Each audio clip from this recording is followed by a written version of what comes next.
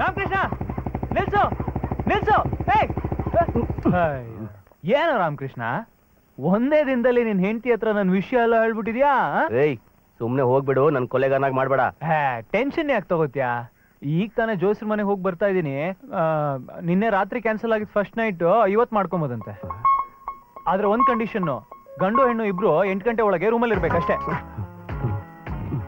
ಏನ್ ಮಾಡ್ತಾನೆ ಇವನು? ಓಹೋ ನಾಚಿಕೆ ಪಡ್ಕೊಂತವನೆ. ನಿನ್ನೆ ನನ್ನಿಂದನೇ ಎಲ್ಲ ಕ್ಯಾನ್ಸಲ್ ಆಯ್ತು. ರಾತ್ರಿ ಎಲ್ಲ ನಿದ್ದೆ ಬರ್ಲಿಲ್ಲ. ಅದಕ್ಕೆ ಬೆಳಿಗ್ಗೆ ಬೇಗ ಎದ್ದು ಜೋಯ್ಸ್ರ ಮನೆಗೆ ಹೋಗಿದ್ದೆ.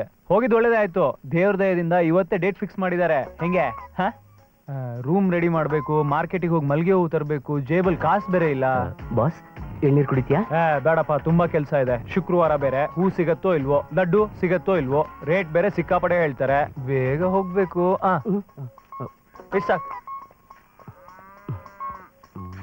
ಬಾಸ್,